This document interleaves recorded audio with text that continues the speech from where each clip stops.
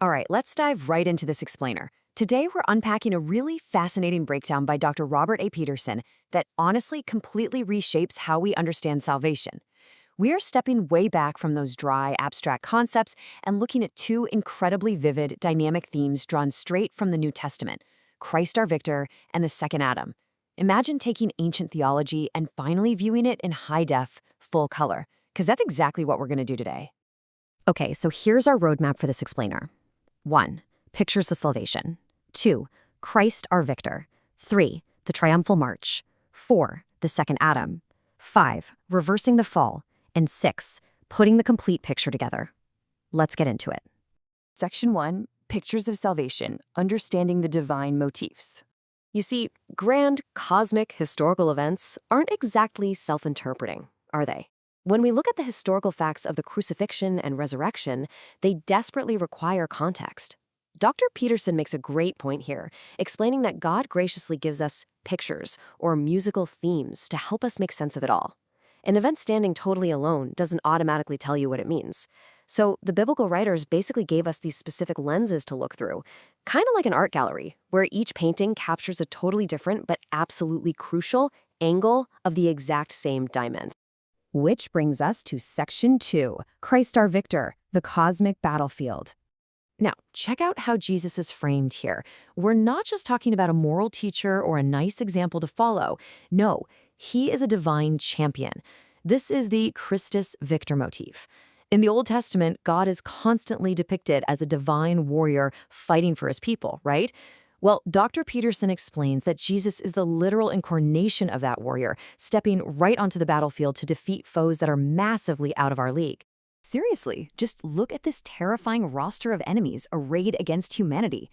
You've got the devil, demons, a completely corrupt world system, human hostility, hell, and the ultimate undefeated heavyweight, death itself. We are entirely 100% powerless against this lineup. We desperately needed a champion who literally held the keys to the grave. So, how did he do it? Let's look at Section 3, the Triumphal March, visualizing Colossians 2. To really grasp how this massive victory was won, we have to look at this brilliant, visceral metaphor from Colossians chapter 2. Picture an ancient Roman parade. Defeated generals are stripped of their weapons and paraded through the streets of Rome in absolute shame. Crowds cheering, incense burning, the whole shebang. Colossians applies that exact imagery to Christ's victory on the cross. First, a handwritten record of our moral debt is canceled. Second, that legal document is conceptually nailed right to the cross. And third, because that debt is gone, the demonic rulers lose all their power. They are spiritually disarmed and paraded in defeat. But here is the absolutely crucial takeaway from Dr. Peterson's analysis. This cosmic victory could only be achieved through a legal transaction. It doesn't just happen in a vacuum. The Christus Victor idea relies entirely on penal substitution, meaning Christ took the legal penalty as a substitute in our place. Think about it. Without that legal debt being paid and nailed to the cross, those demonic authorities couldn't actually be disarmed. The legal victory is what literally enables the battlefield victory. Okay, pivoting now to Section 4, the second Adam, the sphere of creation. So if the first motif was all about fighting cosmic enemies, this one is entirely about reclaiming lost potential. Humans were originally created with this stunning glory, honor, and dominion over the earth. But the first Adam dropped the ball, bringing catastrophic disorder into creation. Humanity totally forfeited its original glory, which meant we required a brand new human to step in and restore that lost order. Imagine opening up the Jerusalem Gazette and seeing a want ad for a cosmic mediator. The source playfully suggests it would require a wildly specific set of qualifications based on the book of Hebrews. The applicant must be God, they must be God incarnate, but crucially, and this is point 3, they must have real on-the-job human experience. Jesus didn't just beam down to earth as a fully formed 33-year-old. He grew, he experienced actual human trials, and he learned obedience through real human suffering. He perfectly lived the human life that the first Adam failed to live. Let's see how this plays out in Section 5, Reversing the Fall, Romans 5 contrast. Romans chapter 5 makes this crystal clear by mapping out a super stark, side-by-side contrast. On one side, the first Adam, he committed one trespass, plunging humanity straight into condemnation and spiritual death. But on the flip side, the second Adam, Jesus, counters that with one massive act of righteousness. His perfect obedience leading to his sacrifice brings justification and life. It is literally the ultimate reversal.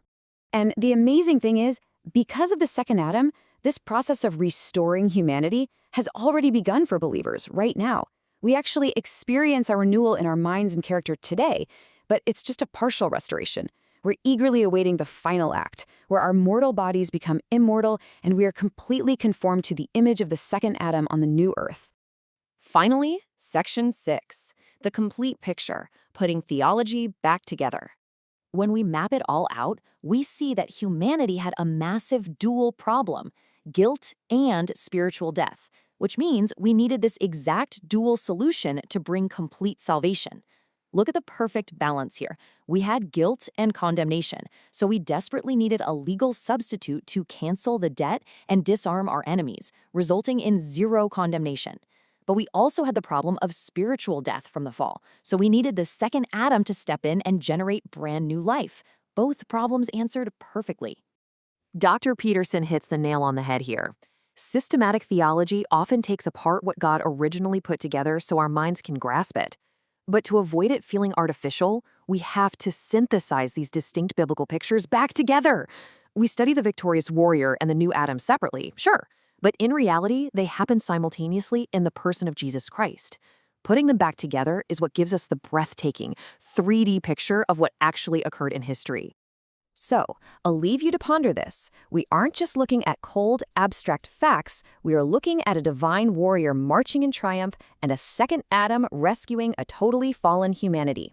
How does visualizing your beliefs through these vibrant biblical pictures completely change your understanding of the cosmic story? It really shifts your perspective, doesn't it?